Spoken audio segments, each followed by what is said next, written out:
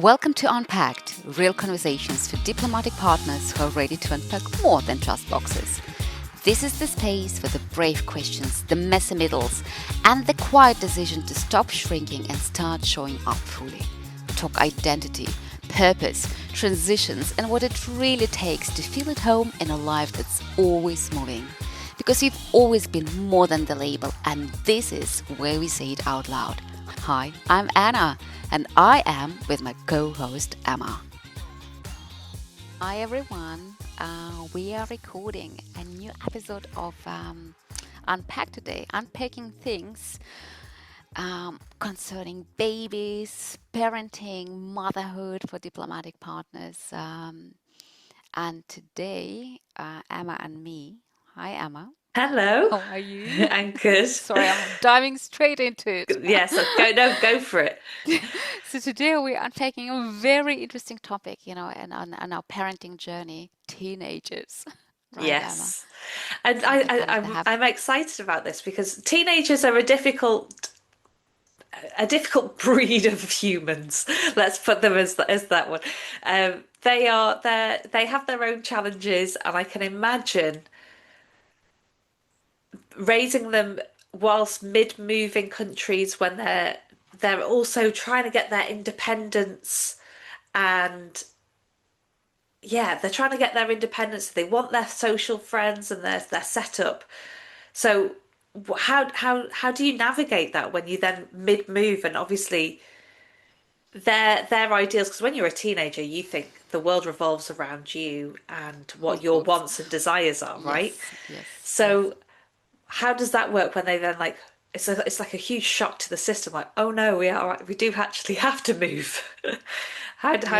How have you found that navigation? Well, to start with, I wanted to say that indeed, teenagers have such a bad reputation.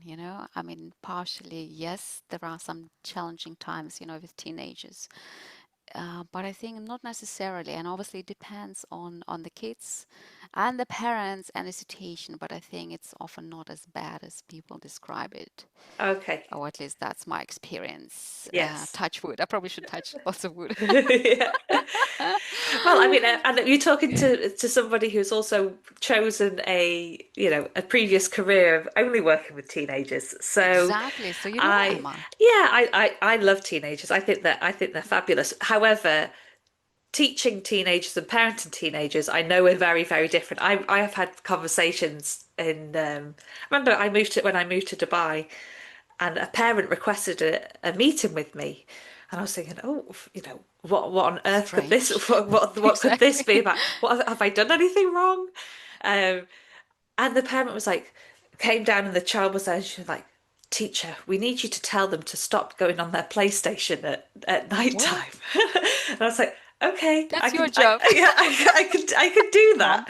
I could do that. You need to do your maths homework and all of those things. Yeah, I can support you with that idea. But I just thought it was so funny that, here I had this child child teenager who, yes, in terms of the classroom environment, because all of these kids as well, when I was working in Dubai, likelihood are also moving That's around good. quite a lot Yeah, as well.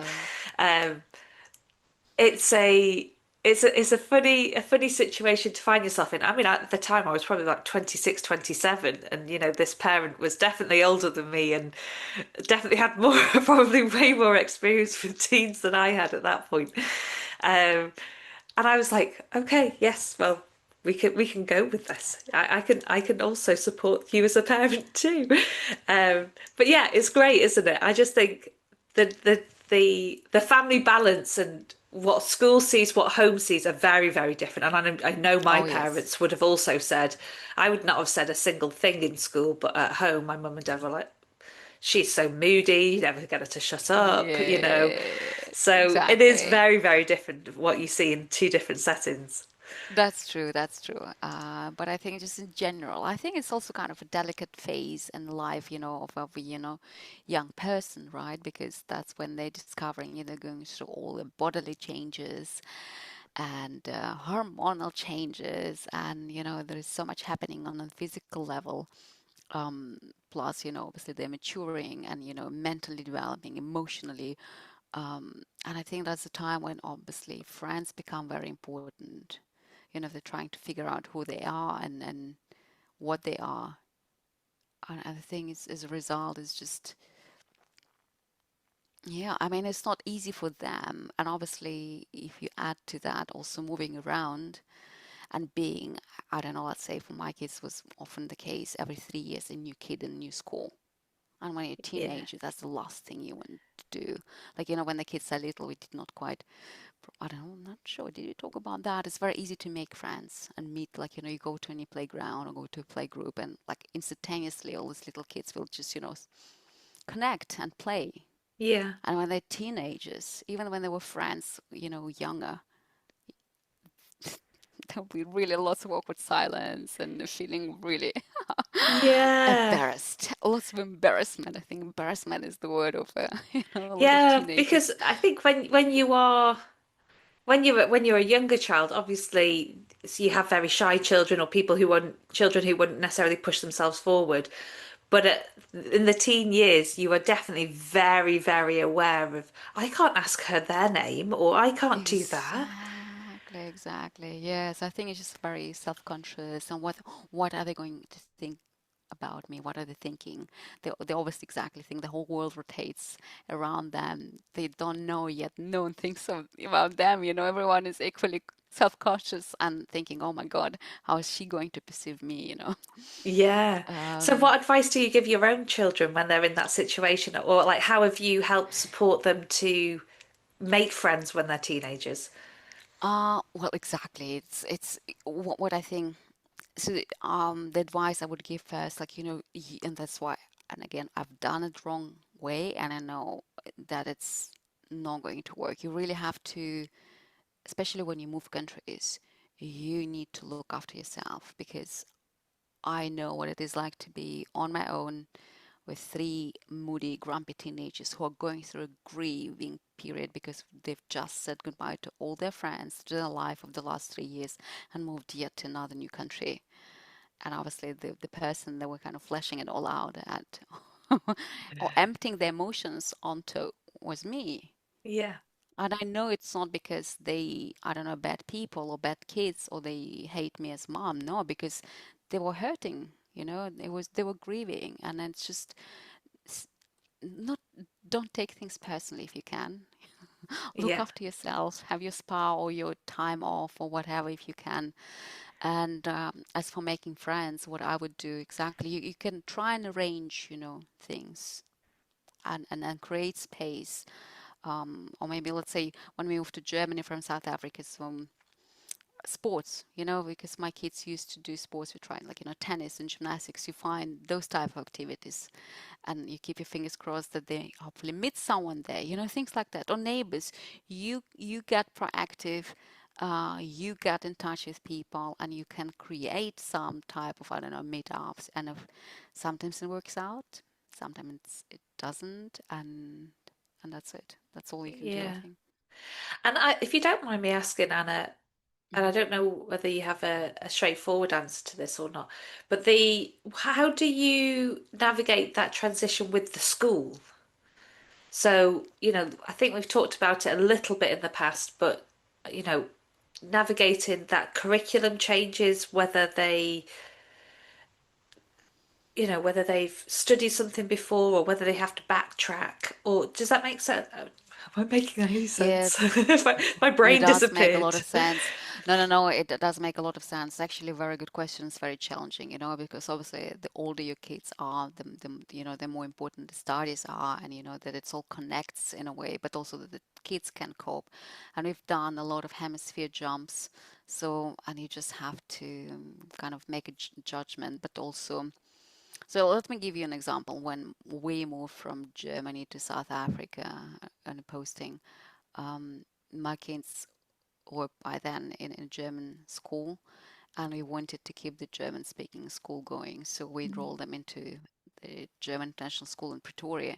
But because the school year does not align, my daughter, the school in Pretoria said, no, we're not, so you either have to jump ahead and join. Let's say my daughter finished here for, actually, I can't remember. Anyway, so you either go in a year above, more or less, halfway through, right? Wow. Or you stay and repeat again. I don't know Wow. what you've done. And depending on the child and then their abilities, but also, I don't know, a lot of things come into consideration. You say, no, no, actually, I think she'll be better off she jumps ahead. And sometimes schools are very resistant, Hmm. but if you persist and say, no, I know my child can do it, and that's what she wants, and it worked for us. Okay. But for my son, he stayed behind all the time, just because it was kind of our default mode, and we thought, okay, he's the youngest, he's a boy, it cannot harm. Yeah. So, um, yeah, Well, it's kind of it's it's yeah, it's really actually great that you treat them as individuals, and obviously that makes sense. Like it's obviously an obvious sentence to say, but I think sometimes parents feel like they require to treat all of their children in the same way or in a fair way, but actually fair for one child might look completely different, you know? So actually taking yes, them and thinking what is the personality needs for that child and navigating that it's a fine balance. So I think it's really good that you managed to do that. it is a fine balance, but also let's say you need to know, okay, if you're going to jump, a year ahead almost, right? If you're skipping forward, fast forwarding studies, like if the jump is too big, like can the child handle it? Will it be too much? Or maybe because if she doesn't do it now, she'll be, the oldest and maybe really too mature almost for her peers. Like it's like it's all individual. Yeah. But again, sometimes, let's say if you were to come to Australia, it's based on your date of birth. They're pretty Yeah. strict here, so that's why it's not up to you. And you can try, I guess. I mean, nowadays you still, like as a parent, I think, have a chance to negotiate and then kind of put your case forward at least. Try to convince. Well, not that's really, but it kind of it takes a lot of players, um, you know, exactly to come to decision. And one thing what I'd like to say, what I've noticed with my kids, also the older they get, the the more say they get as well, Yeah. in what's happening, because you can no longer decide, no, I think it's good for you. But if the child really resists and dislikes your choice for them, it's not going to work. Yeah. And I completely agree with that. At some point, it has to become a joint collaboration decision. But Yeah. how do you navigate when, as all parents do, they can foresee that the decision that the child wants to make is going to be the wrong one in the long run. Um, and obviously what's really nice is that you're so aware that actually that's going to have so much conflict in that moment in that discussion. If you put your foot down and say, no, you've got to do it my way. And so if you're letting them do it their way, how do you then navigate that potential, downfall or if something else happens later? And because you Mm. don't want to then say, "I told you so," obviously. No, exactly. That would be a terrible idea. But yeah, how do you navigate that when you know that the decision that they're making isn't necessarily the best decision? Well, I think obviously it depends, right? What are the potential consequences? But I would say, like, frankly, like, we make such a big deal out of a lot of things, but as teenagers would say, it's not that deep. Meaning it's not the end of the world. Let's say Yeah. she decides to, like, if she wants to jump or stay behind, and then it turns out, or she wants to go to that school, and it all doesn't work out, like, and it's not, it was never meant to work out, it was just a disastrous thing, but she was just so keen and so stubborn, like, you can pivot, right? Yeah. You can change, like, hey, it didn't work, or you can have some time frames, like, we're giving this, we're trying it out for, I don't know, 2 months, and then we revisit. Yeah. Right, you can say that, because I mean, in a way, like, especially with my oldest daughter, you'll see there were some unfortunate or unlucky decisions made, kind of by us as a family, and they just did not work out. So we had to pivot. Yeah. and it all came good. And I think that that's really important for both sides of the relationship, isn't it? I think as parents, we put so much pressure on ourselves to say this is the right thing or do the right thing. But we're human and we make errors. Like we always make errors. Same with teenagers or children, they make errors. But I think as a parent, if we can role model that process of this is what we do when we make a mistake. So if I've made a wrong decision, how do I approach that wrong decision? Do I, there might be, depending on what the situation is, there might be an apology needed. There might be like, okay, take a refresh and a reset. Let's figure out what actually now is the best. And actually, when you do that role modeling situation, A, you're showing that actually nobody's perfect, and that relieves the pressure off kids, I think. Because if we can, I think sometimes there is so much pressure that children face that they have to live up to like somebody else's really high expectations. So if we can reduce that and actually show them how to solve these problems when they come up, then they're going to be far more independent and resilient problem solvers to navigate this life. And when you're moving across from one country to another, you have to be super adaptable, resilient, and an amazing problem solver. So Exactly. it's Because amazing.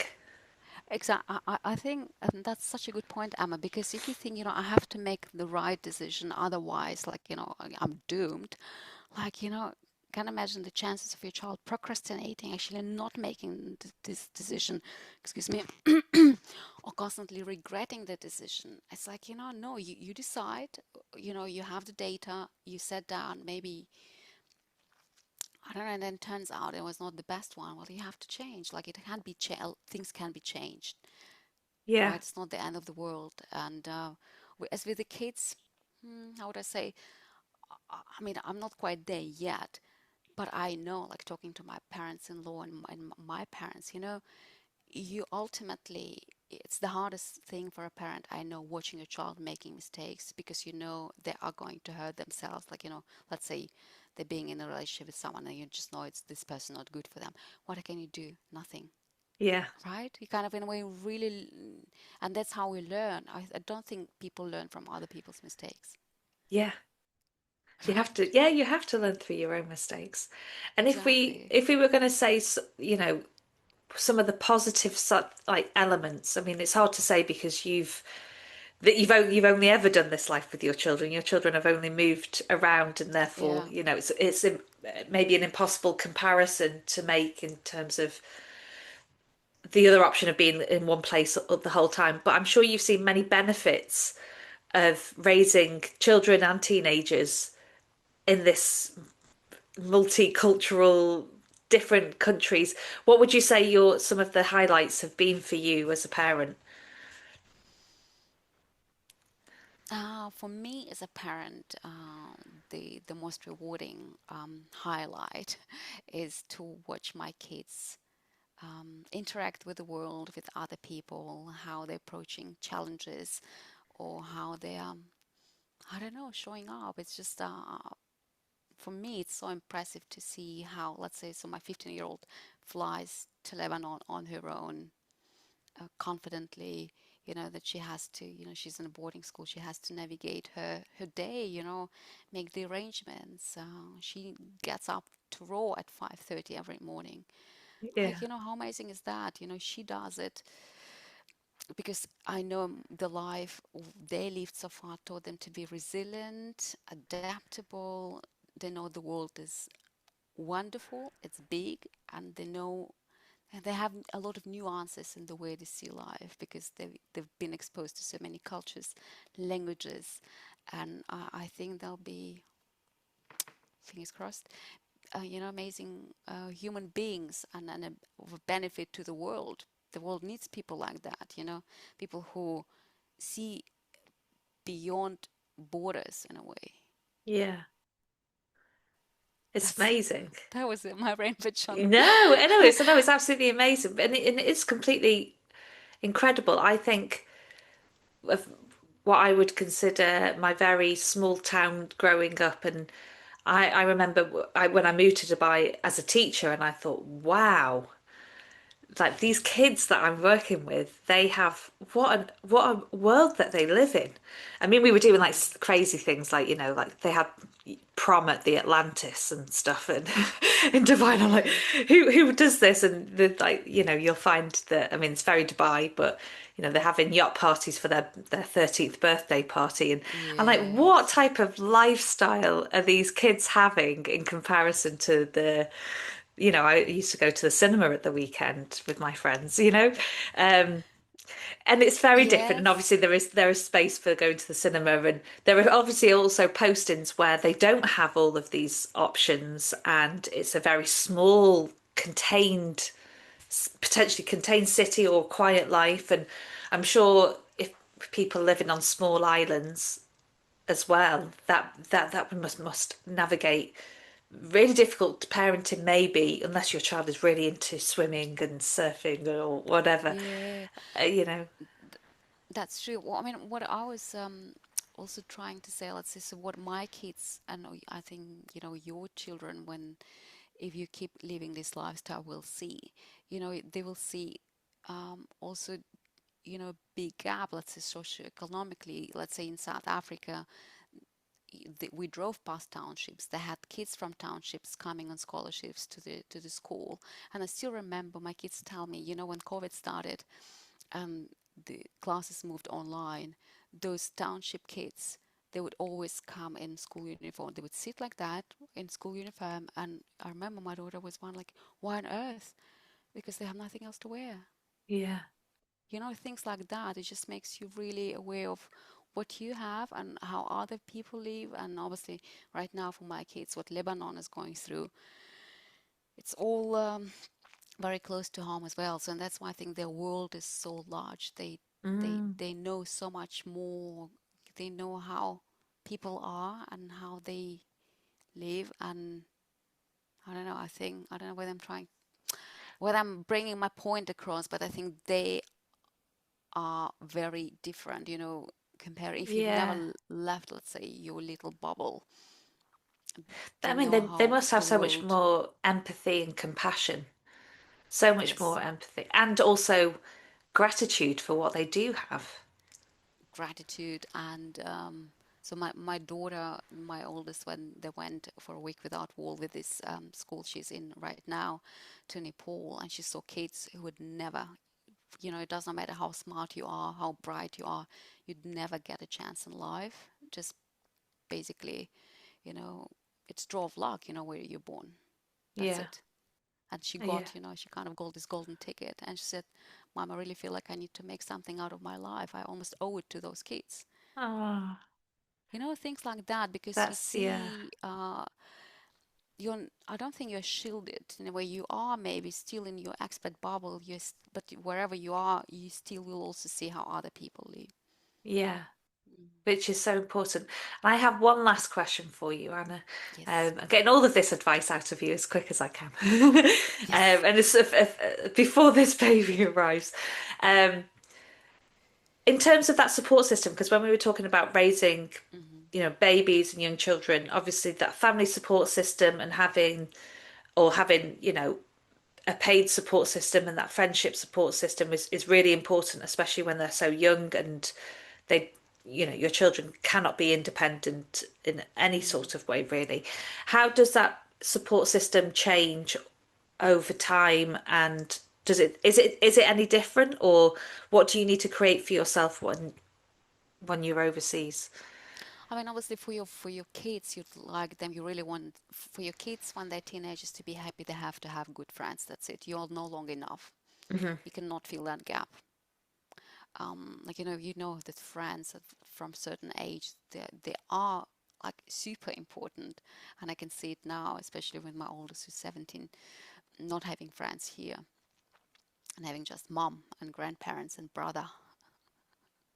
It's Yeah. challenging. It's very challenging.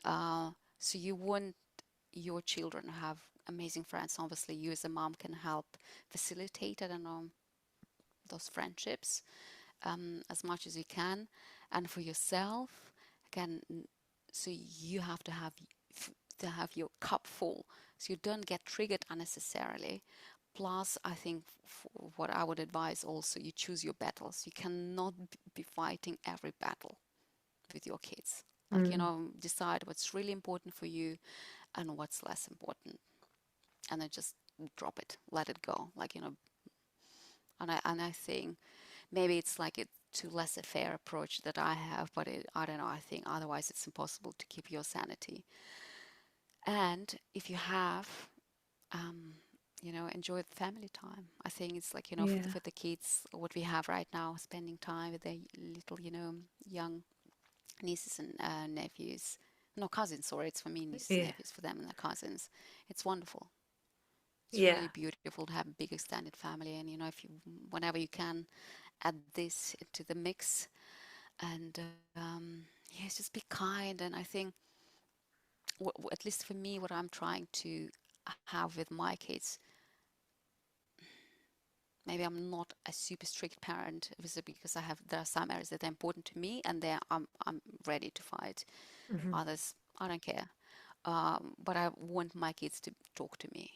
I want them, whatever they're going through, I want them to feel like if I've done something shit, I still can go and tell my mom. Yeah. I'd Well, love them to I think know, that's the most important thing. right? Yeah. I want to And have a close relationship with my kids. yeah, I think that's the one of the most important things. And where you can foster that, that is absolutely incredible. And what I'm very excited about, Anna, is that we're going to hear the other side of the story of this next, aren't we? Are you feeling nervous? Yes, I am. We're going to get Something's feel. coming out. Oh my God. Yes. So in our next episode, we're very excited. We're going to have Alina on the show, who is Anna's daughter, and we're going to Yes, find out all of her perspectives on growing up in this lifestyle as a third culture kid. Um, yes, we're going to find out all of the pros, the cons, everything in between. So yeah, please head back in a couple of weeks because we will be diving into exactly. that one. I'm actually also looking forward to Alina being the guest on our podcast, because like always takes two to tango. It's so interesting to hear how your child sees what, let's say, we both went through, right? But she has her view and her experience of this whole situation, of this journey, versus myself. So yeah, Yes. it's going to be Well, exciting. looking forward to finding out all of the juicy gossip and the Exactly. and how everything actually felt, because it is funny how you see things from completely different two perspectives, right? So we will Oh, okay. wrap up there, and I will hold everybody keep tight for the next episode in a couple of weeks. But Anna, where can we find you if we want to get in contact in the meantime? Yes, you can visit my website, notjustspouse.com, or my social media, not just spouse on Instagram, and my first last name on LinkedIn. How about you, Emma? You can find me at The Zesty Life, and all of the and my email and my website are all in the show notes too. So that's exactly where you can find us. And if you've enjoyed these episodes, or you want us to talk about a specific topic, or you have a question for us, we do have an anonymous link in the show notes, but you feel free to just directly message us. We love hearing your feedback or questions or anything that you want us to talk about in the future. But for now, we will Yes, we say are au complete. revoir for Yes. now, and we look forward to Okay. seeing everyone next time. Have a good day, Bye, everybody. everyone. Bye Bye, bye. Emma. Bye Bye. bye.